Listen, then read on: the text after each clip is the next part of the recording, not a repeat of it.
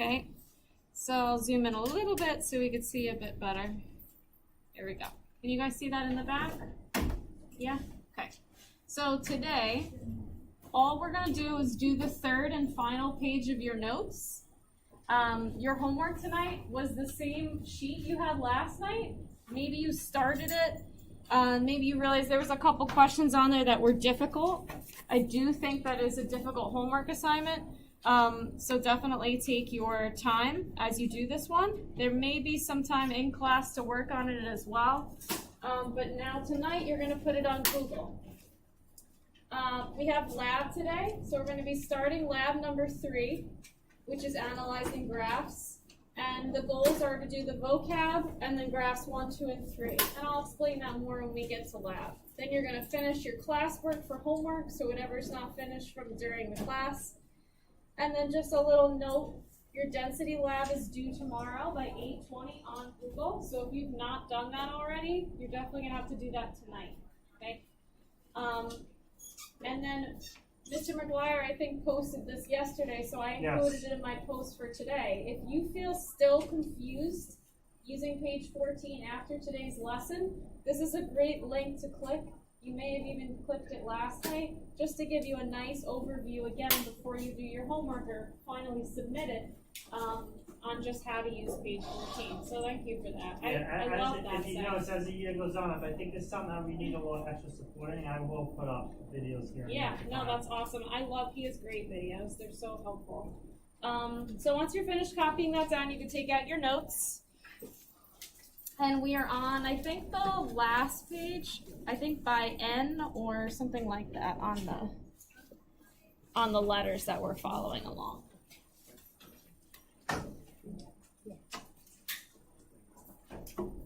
Yes, what's up, Justin? David. Yes. Yeah, that would be awesome. Sit on the desk right outside the door. And she just needs a calculator and that's the table.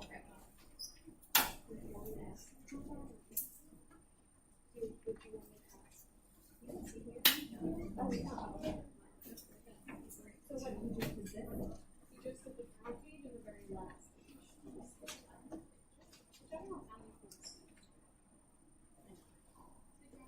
I'm just going to calibrate my pen, but I'll pop this back up in a second.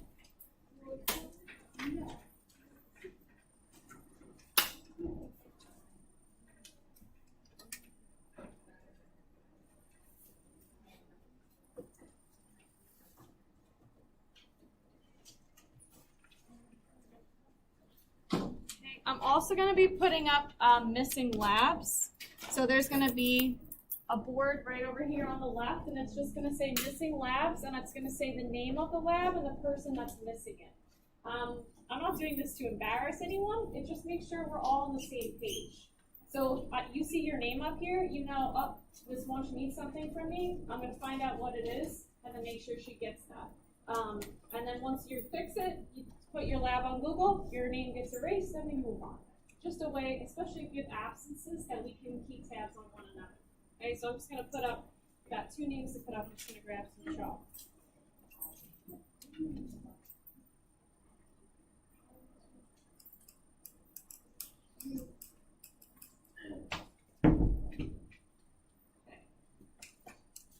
And so the only person that's missing, there's 2 people, but I think it's because of absences. So missing lab, the pre-lab is our first lab. You should see your grades on Google Classroom. They should be up there already. If they're not up there, that might be why, because you're missing it. So I think the only person is, I think Vic, you're missing it because you were absent, so you could just get that in whenever you can, and then Kyle. Okay, and I'll erase it once it goes in next, so it's fine. I just want to make sure we're on the same page, okay? All right. Anyone need the homework still up? Yeah.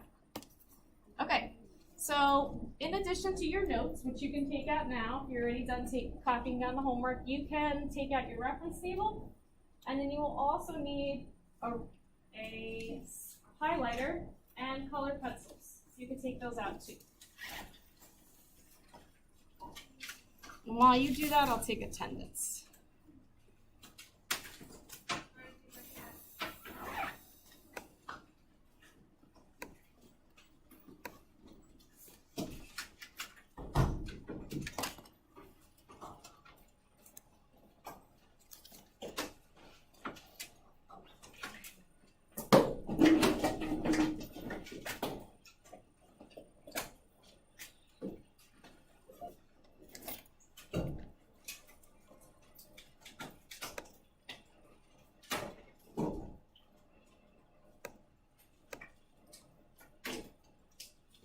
We're just missing Kyle and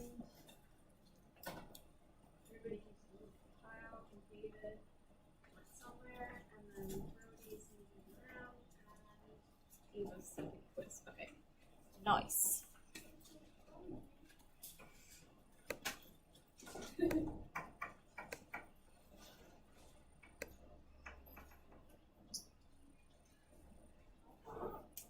I'll do it for this period too, that way I don't have to stop again. Distance, absent.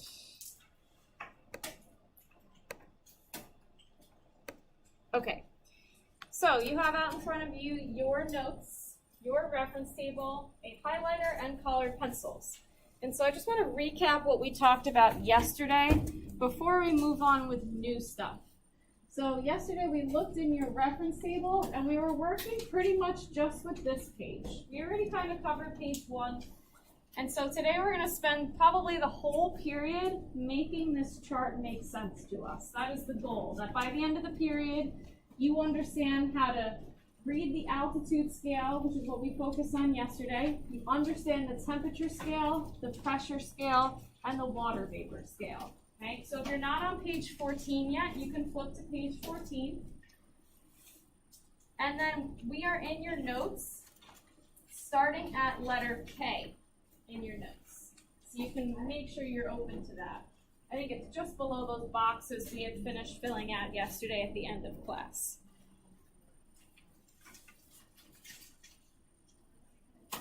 Okay, so K says, go to the bottom of the diagram and highlight the word temperature. Okay, so with your highlighter, you're going to highlight the word temperature and also your units for temperature, which are degrees Celsius. And so now, just as a reminder, the troposphere, stratosphere, mesosphere, and thermosphere are all considered temperature zones of the atmosphere. The reason we designate 4 different layers of the atmosphere is because of changes in temperature, which we're going to see a little bit more clearly today.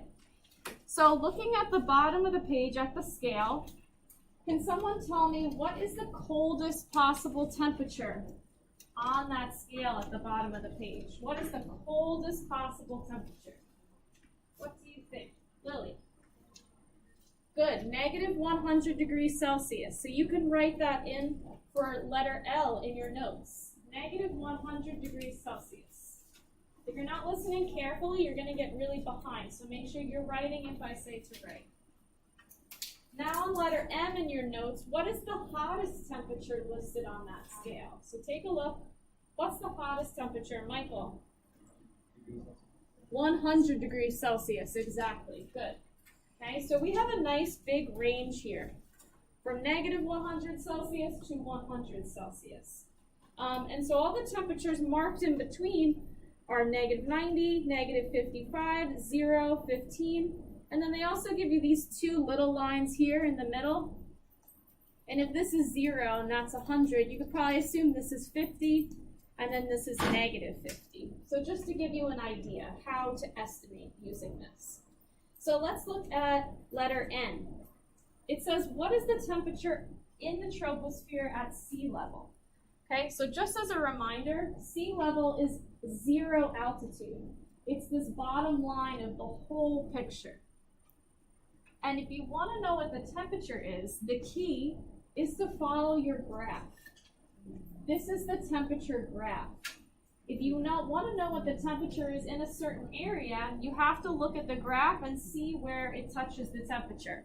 Okay, so looking exactly where the graph touches the sea level, which is right here, What is the temperature at that location? Giancarlo. 15 degrees Celsius. Good, so in your notes by N, we're gonna write 15 degrees Celsius. That is the exact temperature at sea level. Okay, now look up here when you're done and watch my finger. So we're gonna go higher in the troposphere, climbing higher and higher and higher. What is the temperature when my finger stops at the top of the troposphere? Ooh, lots of hands, good. Cole? Good, exactly. This value is negative 55 degrees Celsius. Please fill that in your notes. Good. Now, question for you. As I went from sea level up to the top of the troposphere, so I got higher, I got away from the Earth's surface, what happened to the temperature? Did it increase or did it decrease? Increase or decrease? What do you think? Good, I see lots of hands. Dylan? It got hotter as we went up? No. Decreased. Did you say that initially? Oh, I didn't hear you. Yes, decreased, exactly. So we went from 15 all the way up to the top of the atmosphere where it's negative 55. So you're going to circle decreased for N in your notes. Okay? So how's this so far? Does this make sense? Okay, good. All right, let's move on. Continuing moving up. So we're going to kind of stay with where my finger is. We went up from the surface of the Earth, and now we're right here. So this exact spot here, the tropopause, is the end of the troposphere. So we could say this is the top of the troposphere, but it's the bottom of the stratosphere. Does that make sense? Because it's kind of where they are meeting. So for question O, what is the temperature at the bottom of the stratosphere? It's like the same question. So what is that temperature right there? I'm not moving my finger because it's the same thing.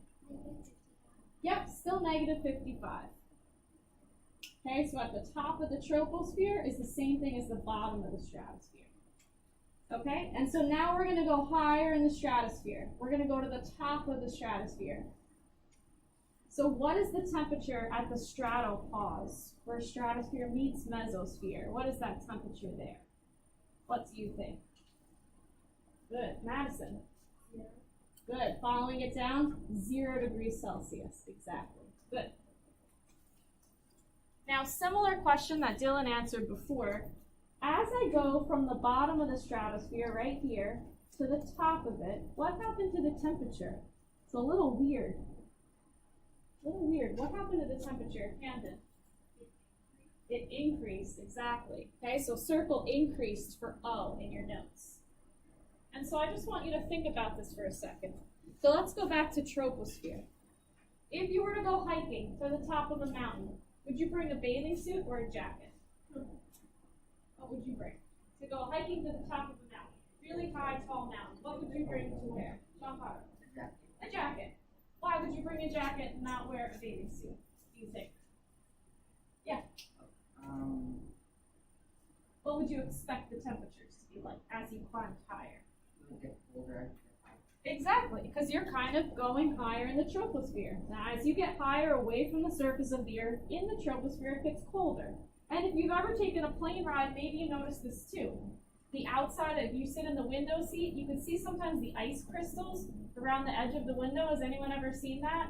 I always look for that. It's so cold outside because when you're in the plane, you're really high in the troposphere, okay? If you went outside, you probably wouldn't be able to breathe, but two, it would be freezing cold, okay? Because we're high in the troposphere. We get away from the surface of the Earth and the temperature drops. Yeah, question? Actually, I don't think this is actually exact about that, but I don't think the planes went that high. But way back when, they used to wear these humongous heavy coats, because they weren't in cabins like we are. They were actually just sitting in the open air, and it was so cold that you could get frostbite. Yeah, for sure, because they're high in the troposphere, so it's freezing cold. Yeah, you're exactly right. We kind of are in a pressurized, temperature-controlled cabin, so we don't really notice it. But if we were to go, say, sit out on the wing of the plane, we would be freezing. Yeah. So when we went to the mountains, it was starting to be winter, but fall. And when we were at the top, and it was freezing. And every day we didn't bring the right clothes because we weren't expecting it to be that cold, Yeah, but it was freezing and all of us were like freezing. I know. I have a similar story to that too. In August, so think about what August's like, hot and gross. I was up in the Adirondacks hiking. I like to go backpacking. So for like 4 days, you sleep out in the woods, you carry all your stuff around, you get to see some beautiful stuff. But at night, I was like, oh, I don't need my thick sleeping bag. It was like 30 degrees at night, like almost freezing. And I had this little sleeping bag and not the right clothes, and I was freezing. But it was because we were high in the mountains. And here at home, it was like 90 degrees, like beach weather. So when you get higher altitude, it gets colder. So yeah, I totally get that. Yeah. How high do the planes go? How high do planes go? I think that depends on the plane. There are some planes which I don't know how they design them, but they can function by using less air and coming into the stratosphere. But most planes, I think, are in like midway through the troposphere. But I have to check that. I'm not positive. Yeah. Okay. So that's troposphere. That's us. So now, once you come into the stratosphere, something weird happens.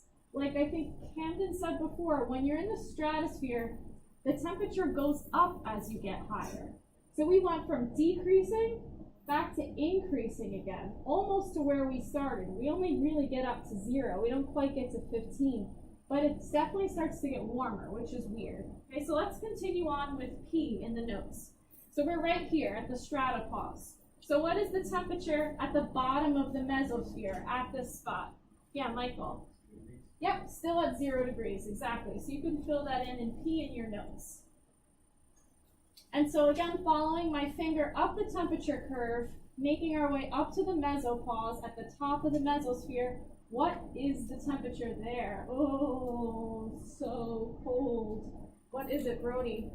The Austronite sort of type. The mesopause? At the mesopause, what is the temperature? Looking at the dotted line, going straight down to the bottom of the graph. Negative 100. Close. Use your reference table, you might be able to see a little bit better. Easier to read, yes.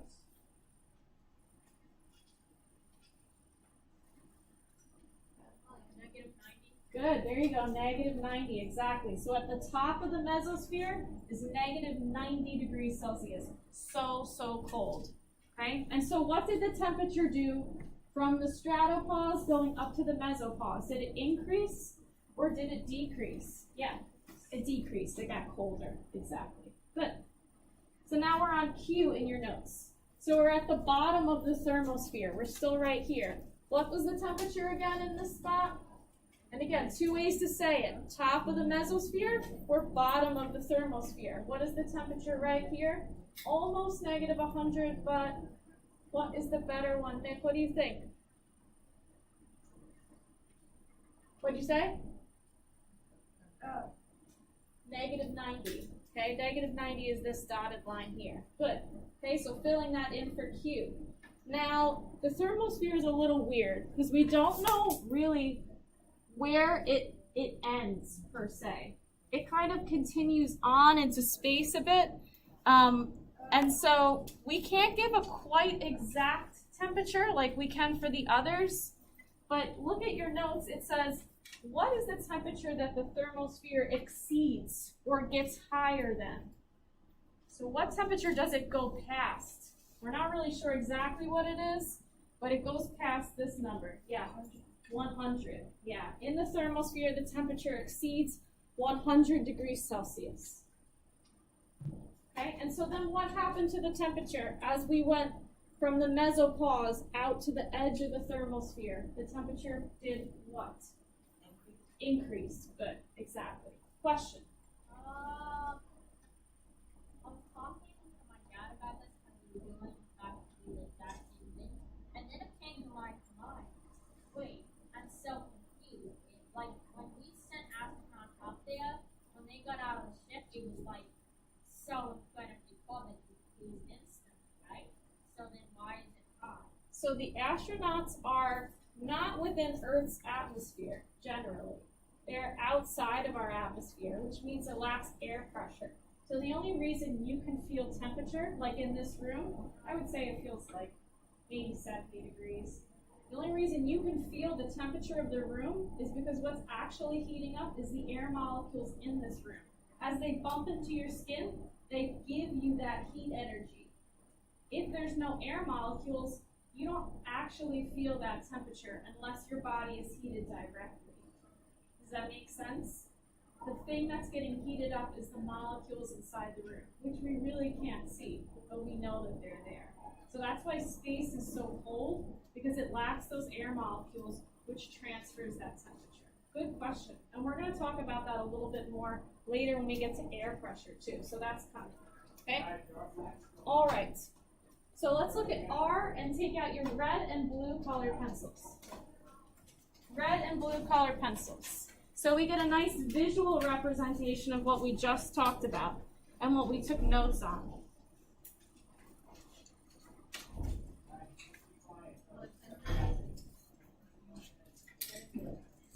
Red and blue, that's all you need. Okay. So, in your notes it says, if the temperature increases in a temperature zone, trace the line with the red colored pencil. If the temperature decreases in a temperature zone, trace the line with the blue colored pencil. Okay, so I'm going to tell you what to put where, but maybe you're already kind of getting it. So let's look first at the troposphere. What did we say happened to temperature as we started at sea level and we went up to the tropopause? Colston, are we getting hotter or are we getting colder as we go up? It's getting colder. So we're going to take our blue colored pencil and we're going to trace over the temperature line in the troposphere in blue.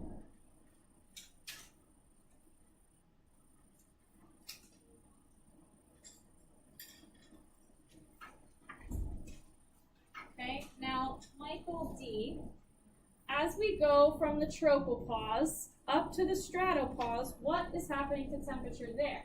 It's getting warmer. It's getting warmer. So we're going to take our red colored pencil and we're going to trace over that area in red so that we can visually remember what's happening to the temperature there.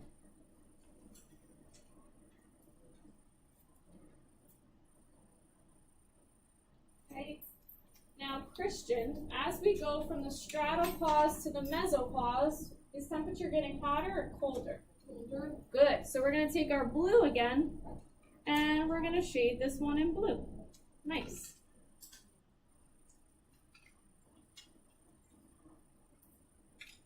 And then Carolyn, for the last one, starting at the mesopause and kind of going out into space, what's happening to temperature then? Is it getting warmer or colder?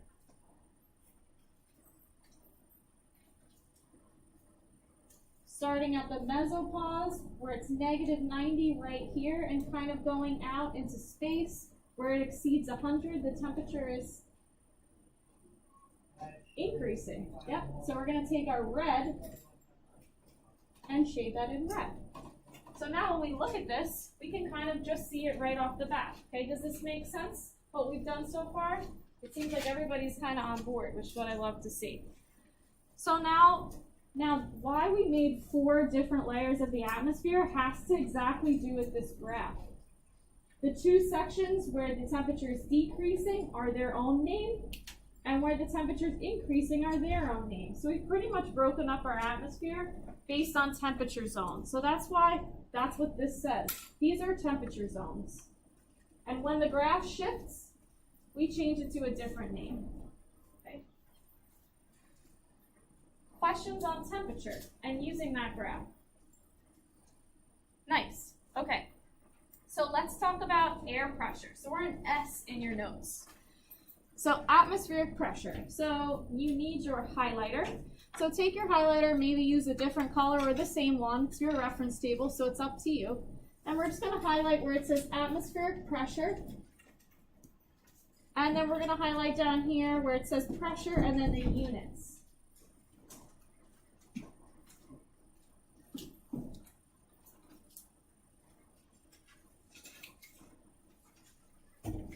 And so we're just going to focus in on this part of the graph. In fact, I'm going to try to get rid of everything else so it's less overwhelming to look at.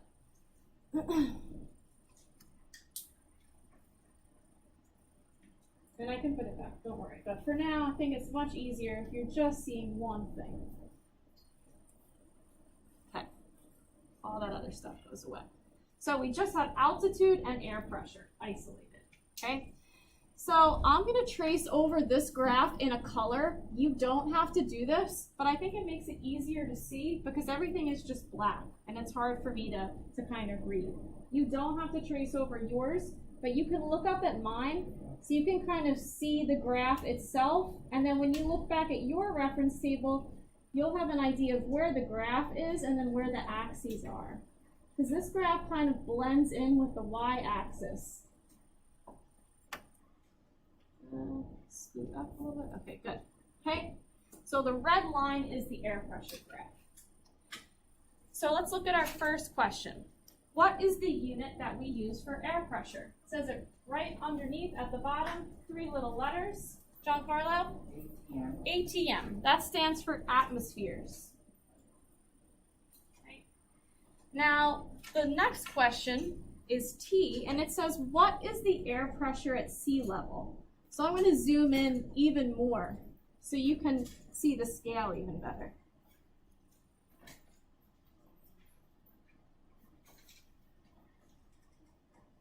So remember, sea level is this bottom line here. And so what is the air pressure at sea level, where the graph touches the air pressure line? What do you think, Lily? What'd you say? Good, exactly. 1 atmosphere is the air pressure at sea level. So you can fill that in your notes for letter T.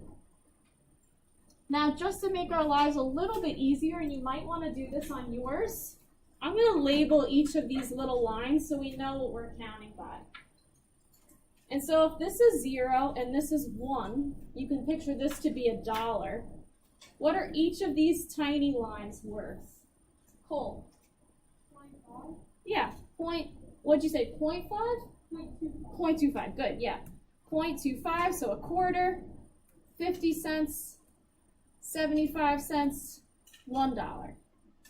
Okay, just so that it's nice to have it labeled. I wrote it sideways because I wouldn't have been able to fit it that way. So 25 cents, 50 cents, 75 cents, $1. Okay, and at sea level, right here, the air pressure is 1 atmosphere. So next question I have for you in letter T says, what happens to the air pressure as altitude increases? So we start off at 1 atmosphere, and we're starting to go up away from the surface of the earth. What happens to the air pressure as I do that? Is it increasing or is it decreasing? What do you think? See a little yes, maybe, thinking. 3 hands, good. 4 hands, I think 5 hands now. What do you think, David? It's decreasing, good. It's going very close to 0. And I'm going to zoom back out again because this is way zoomed in. Okay, so you can fill that in letter T in your notes. It's decreasing as we go up. Now I'm going to make a little note for us to have right here. I'm going to put a little star. Okay, and write air pressure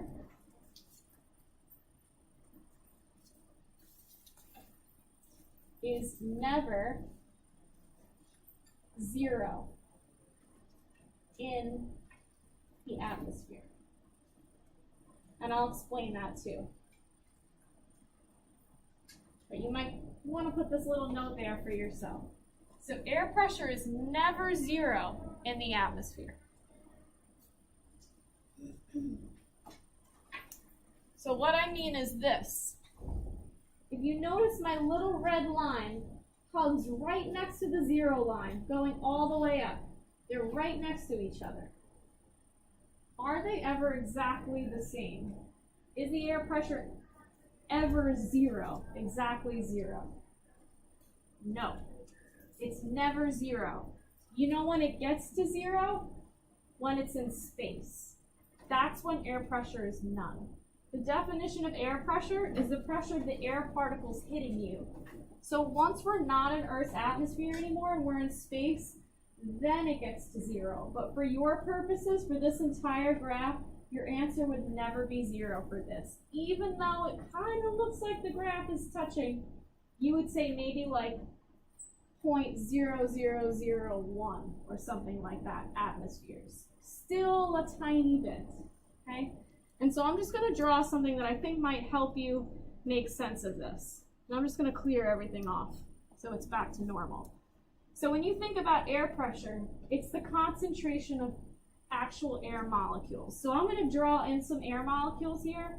Don't do this because it's going to make your page a mess, and we'll know if you're doing it because we're going to hear. So don't do this, okay? So down where we are, right? We're down here at sea level.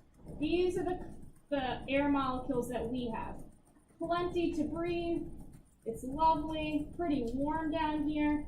And then as we get away from the surface of the earth, we have a little bit less. And then a little bit less. And then a little bit less. And then we have just maybe a few. And then just maybe even fewer. That's kind of what I want you to picture when you look at this graph. A lot of air molecules here toward the bottom, but once you get away from the surface of the earth, your air molecules are few and far between. Never quite zero, but very little bit. So yes, we can breathe and go about our normal lives. We could never live out here. Does that make sense? Okay? Questions on using air pressure? You guys are doing great. One last thing to talk about is just this itty bitty water vapor chart. Okay? So we are on letter U. So it says go to the top of the diagram and highlight where it says water vapor. And it's by top of the diagram, I mean right here. So this is water vapor concentration. And we'll highlight the units as well so we see them. So who can tell me what are the units for water vapor concentration? What do you see as your units?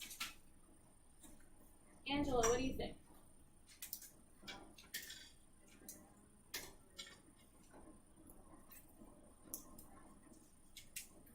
Grams per, what did you say?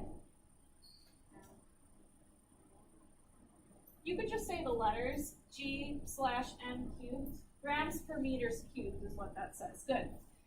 So that's for water vapor. That's what we use for our units. And so just taking a better look at this graph, and I'm going to zoom in again to make it a little bit easier to see. Our water vapor concentration graph is kind of hard to see like the air pressure one, so I'm just going to darken over the line in red a little bit. I get it? Okay. So this is our water vapor line. Okay. So the first question they ask you is, where is the concentration of water vapor the greatest? So what layer of the atmosphere has the most water vapor? The troposphere, stratosphere, mesosphere, or thermosphere? What do you think? Lily? Yeah, the troposphere is the most water vapor. So the troposphere is from here to here. And it looks like it has a range from about 40 grams per meters cubed to about here. So I'd maybe estimate that to be like 2 grams per meters cubed. So it has the most amount of water vapor in here. Where do we see that water vapor? If you want to look outside, how would you maybe look for water vapor? What would you look for? Something very common. I don't know if there's any water vapor out there today. Let's see. Oh yeah, plenty of water vapor. What did I just look for?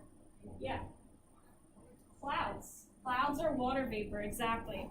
So under U in your notes, after troposphere, you're looking for clouds. That's what's in the troposphere that gives us water vapor. It's the clouds themselves, which can give us rain as well. Okay, so now this tiny little section sticks out into the stratosphere. So there is a little bit of water vapor in the stratosphere, as shown by this.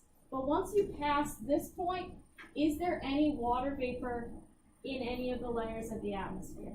No. So there is no water vapor in the top of the stratosphere, the mesosphere, or the thermosphere, all the way out into space. All the water is down by the surface. Yeah? Fog is also water vapor. Fog is pretty much a cloud that's down by us. Yep, exactly. Okay, so that's your water vapor scale. And then there's one last little thing to do is flipping to page 1 of the reference table. So flipping back to 1, and I'll zoom out because this is gigantic. And going to the bottom of the page,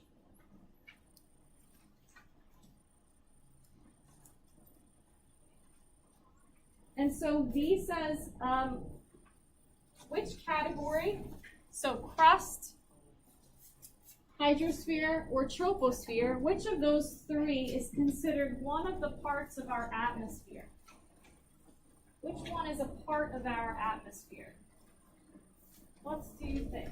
Giancarlo?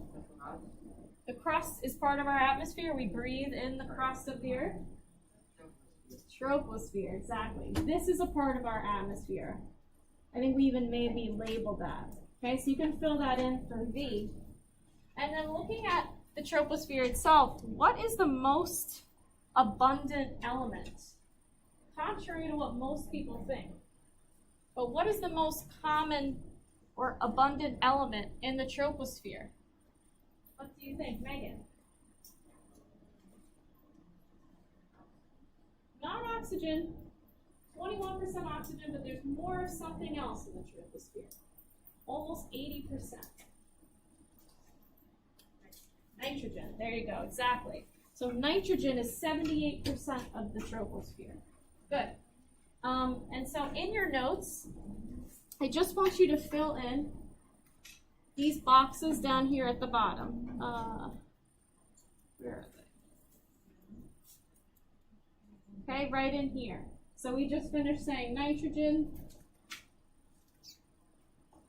and then we have troposphere. And then I want you to fill in the percentage of each one for the troposphere and the hydrosphere. The name of the element that it has and what percentage. You can just write the number down in those boxes.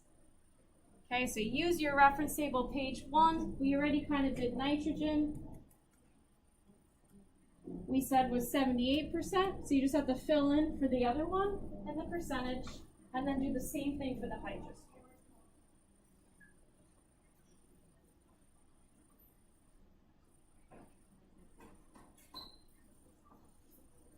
Yeah, Lily. What'd you say? Yes, of course.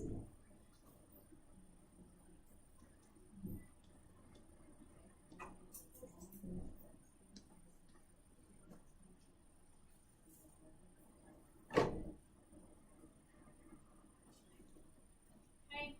So what did you fill in for the next element name and percentage? After nitrogen came what? Oxygen. Yep, and what percentage of it is there? 21.0. Yep, 21%. Good. And what about for the hydrosphere? Give me one of the elements that are in the hydrosphere. Madison. Hydrogen, yep. And what percentage is it? Good. And then the last thing in the hydrosphere, Camden, is? Yep.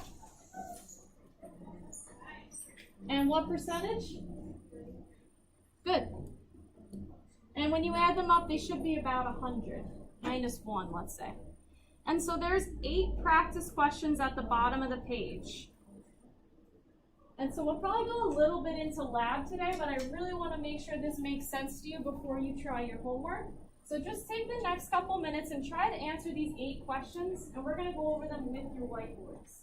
Okay? So use your reference table, do your best, and definitely ask me if you need some help, and then we're going to go over them. So use this practice time to your advantage.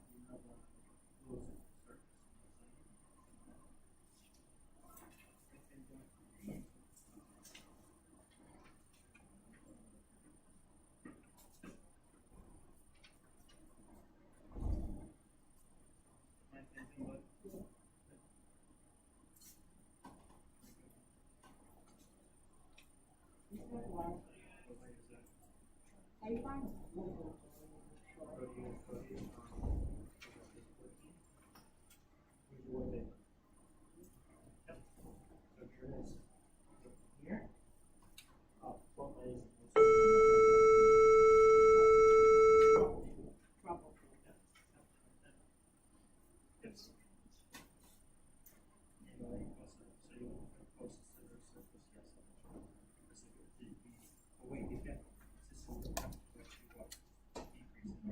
Where is it increase closest to the first letter? Yeah. What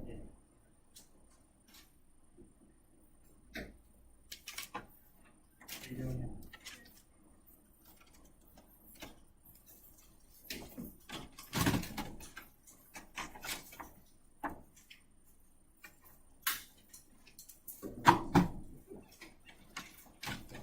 So once you're finished with all 8 questions, just take out your whiteboard.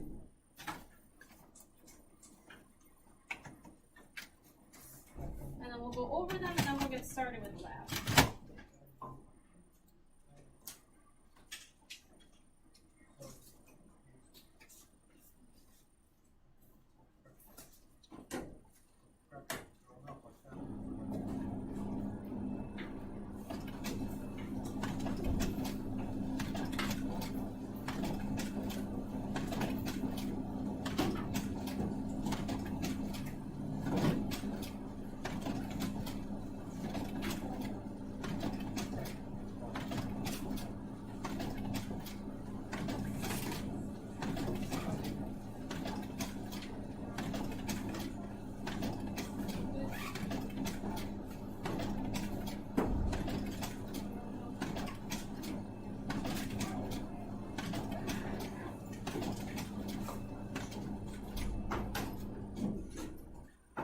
So when we do practice questions like this, and these are whiteboards, it's kind of like studying in class.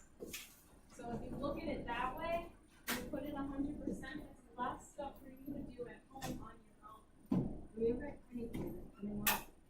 have a quiz on the 6th of October, which I'll put up probably pretty soon. So it's not next week, but the fall.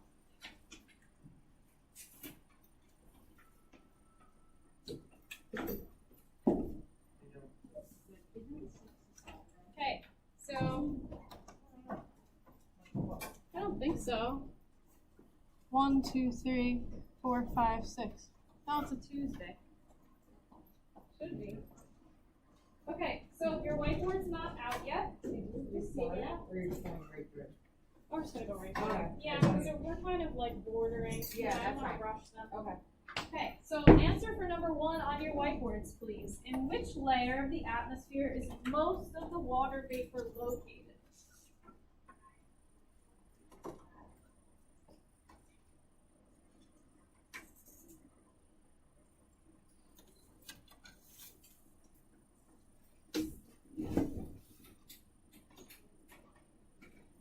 Okay, show me your answers for number 1, please.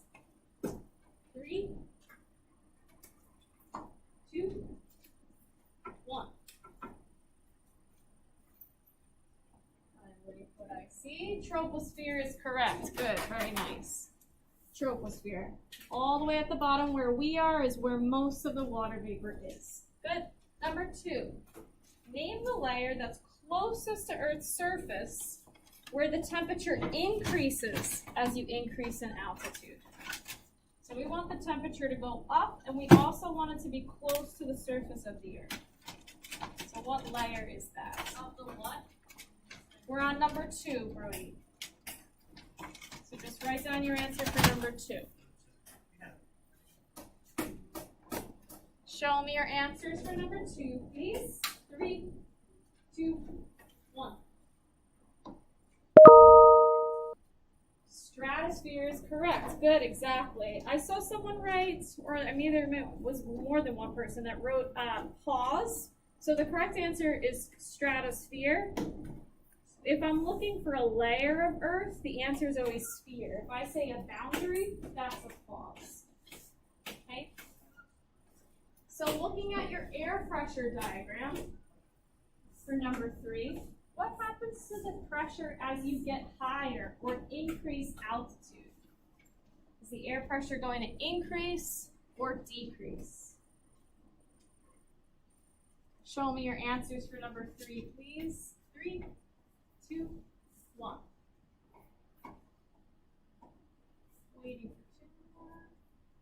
It decreases. It gets less air pressure further away. That means less air molecules too. Good. Next question. What is the temperature at the tropopause?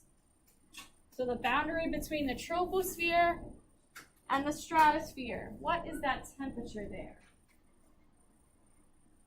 Show me your answers for 4, please. 3, 2, 1. Negative 55 degrees Celsius is correct. Make sure it's not positive. Okay. At which boundary, and remember when I write boundary, that means something pause. But what boundary is the coldest possible temperature that's on this diagram? Maybe not the coldest possible, the coldest that the graph gets to, I guess is a better way to say it. Show me your answers. 3, 2, 1. Waiting for mesopause is correct. Good. Okay. At the mesopause, it is negative 90, but the question was asking about the boundary. So the boundary is the mesopause. Okay. Now there are 2 layers that the temperature can possibly be 15. If you only know one of them, write the one, and I'll show you the other, because this is a tricky question.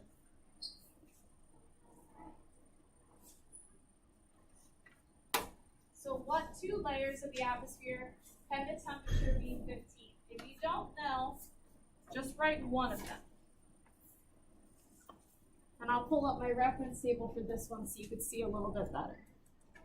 So show me your answers for this one. 3, 2, 1.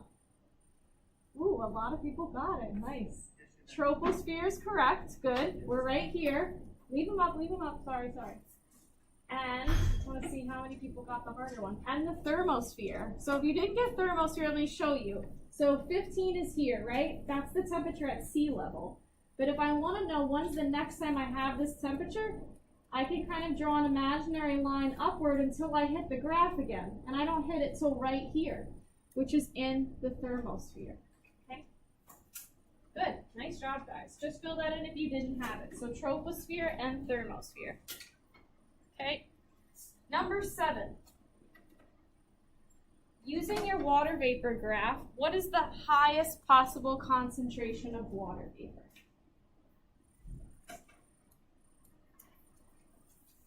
Show me your answers for 7, please. 3, 2, 1. 40. Yeah, 40 grams per cubic meter. That's the greatest concentration possible. Good. And then one last little review from yesterday. Using the altitude scale in kilometers, what is the altitude of the mesopause? Make sure you include units in your answer.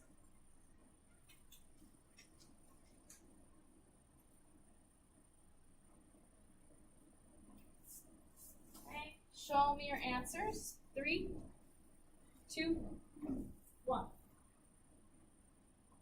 80 is correct. Okay, the height of the mesopause is 80 kilometers, and if you put 50, just realize that's miles, and don't get tricked. It's very easy to get tricked. So do you have any questions for me from what we did today? It looks like we got a pretty good handle on this. You guys did great. Good. So you can put your notes away. We're completely done with those. And we're going to get started with lab. So I'm going to give you the new lab, but I'll be calling up the people that have already put their density lab in Google to put their lab in the bin. But I want you to get started working on it while you're kind of sitting. And from the front page, you can kind of see what I want you to copy down. So when you get your lab, you're going to copy down these things. And you may want to take out your notes. Your density notes have all the information on the graphs on here. Right? So Let me hand these out. Yeah, that's perfect. Thank you.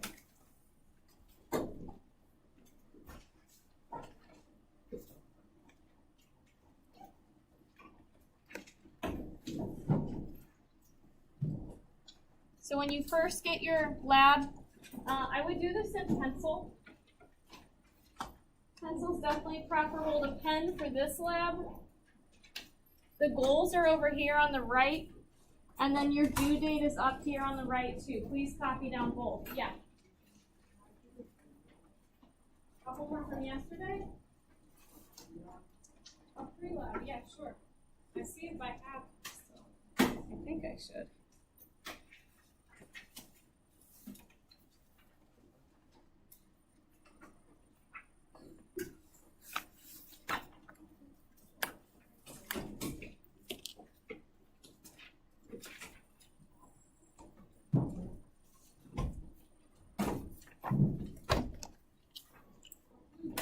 Nick, I'm gonna have to print you another one, okay? I'll give it to you by the end of the day, okay?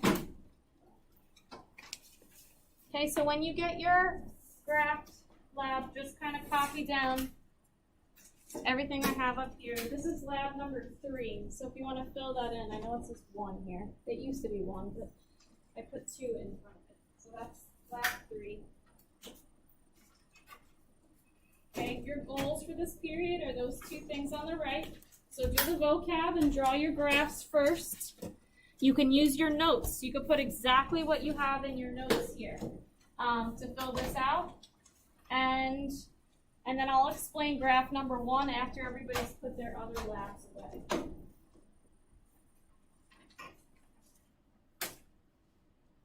Just looking at number 5 on your lab, it says rate of change at the bottom. You can just put the formula from the reference table in. Okay, so you don't have to come up with your own definition for it. Okay, can I switch this over for a second? I want to just see who did their density lab.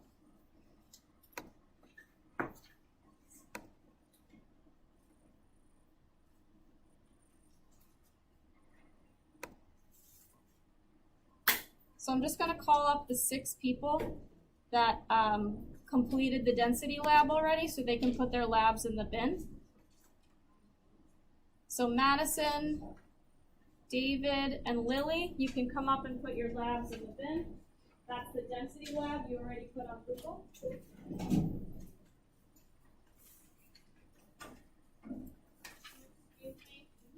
Yes. Are we gonna get outside today? I'm going to try to, that's the goal.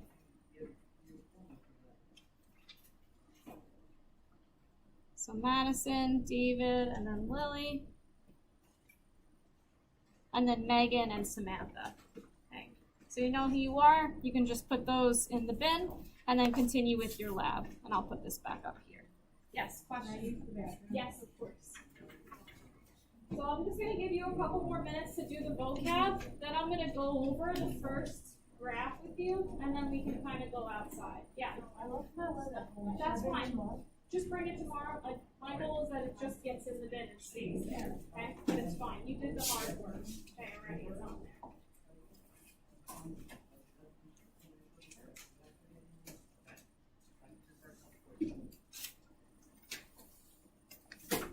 Okay.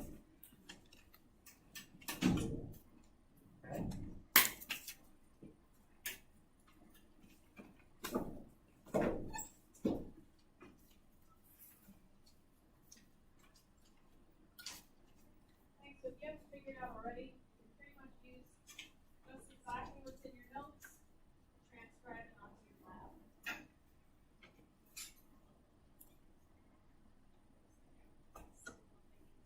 Good. Your first section of notes is more helpful than those.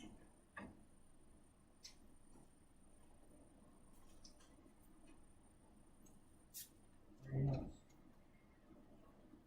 Guys, you should have your notes out. Yeah, it's definitely so much easier with your notes. And so, let's say it's about 11:38. So when the clock says 11:41, I'm gonna stop you guys and I'm gonna start going over the graph so we know what we're doing, and then maybe we can go outside for a bit. Yeah. I should just know the difference between one graph and the next.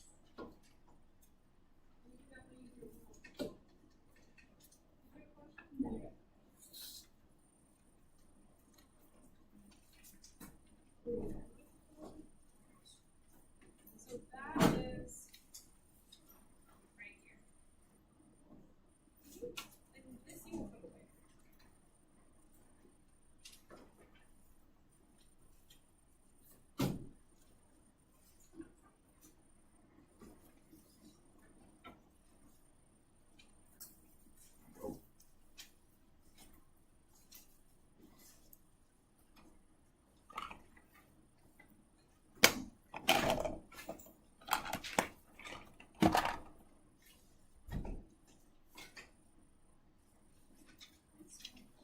Yes.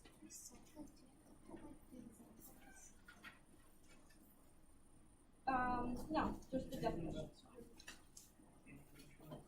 Okay, 2 more minutes.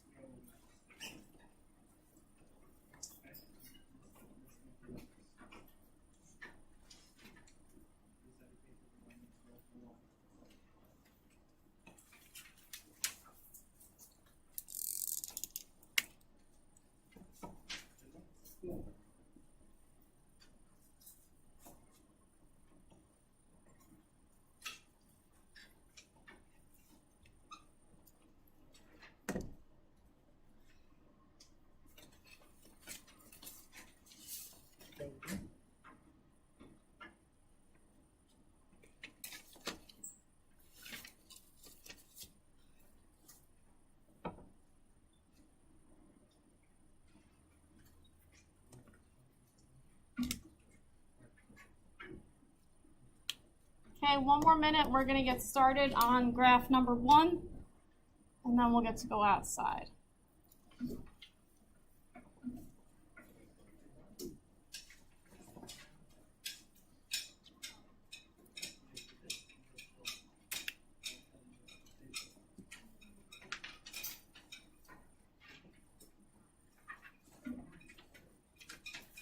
Okay, so let's start talking about graph 1. So I'm on the second page of your lab. I'm going to start doing this with you to show you what I'm looking for. And then you're going to kind of just continue the same way. So each graph has a different topic. This graph happens to be mass and volume. So it says, while doing laboratory work on density, a group of students collected the following data on the mass and volume of various size samples of the mineral galena. Mass and volume of galena samples. So they give you the masses and they give you the volumes. So notice there's decimals in here. Take your time with those, no rush. Mass is on your y-axis and volume is on your x-axis. So I'm going to plot the first 3 with you, but you should have a total of 5 points on your graph. Mass is 5, so that's right here at the bottom. And volume is 25, so halfway between 20 and 30. So my first point is right here. We'll zoom in a little bit more, so I feel like it's a little tiny.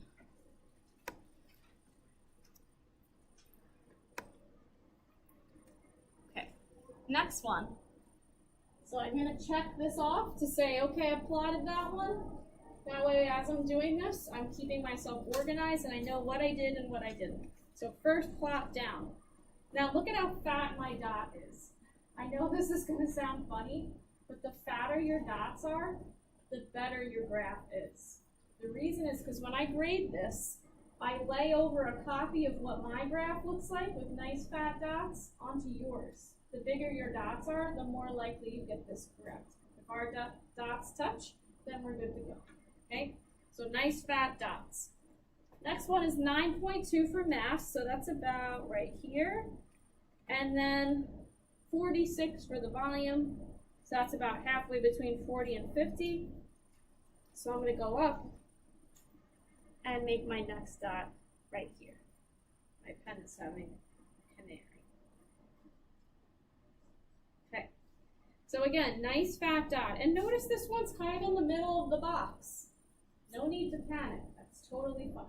Okay, plot the dot wherever it's supposed to go. And don't worry about if it's on the line, off the line, or anything in between.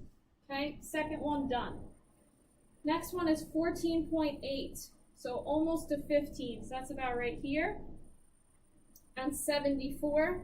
So about halfway between 70 and 80. You're going to go up until you get to about right here. Make a nice other fat dot. Okay. And what the heck, I'll do the other two with you as well. 18.3. That's about right here.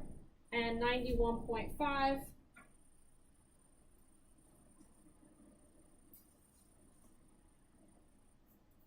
And then last one, 23.6, so almost to 24, and 118, so just before the 120. So right here. So I'm noticing I have 1, 2, 3, 4, 5 dots and 5 coordinates, so that's good. Then I'm going to take my ruler if I need to, or if I have a nice steady hand, I can just freehand it. And you want to connect the dots. So I'm going to make sure my line hits every point and is nice and straight, and it doesn't look like an earthquake occurred from between one dot to the next. Okay, nice straight line. If you need the ruler, use it. But what I want to see is that your line intersects every point. Okay? And then you're just going to answer the questions that follow. Okay, there are 4 questions. I think for every graph there's 4 questions. And it's going to be based on the relationships on the front page. Okay? So just count that you have 5 dots. So, what you need to go outside is a clipboard,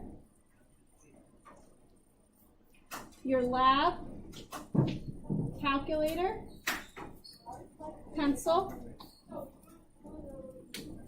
and I think that's it. You may want a ruler. If you want a ruler, bring that too.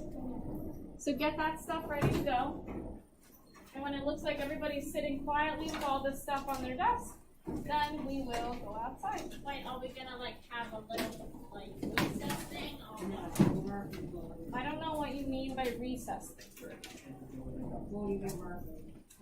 Okay, so people that are online, you're finishing graphs 1 through 3, and we're doing this on our own. So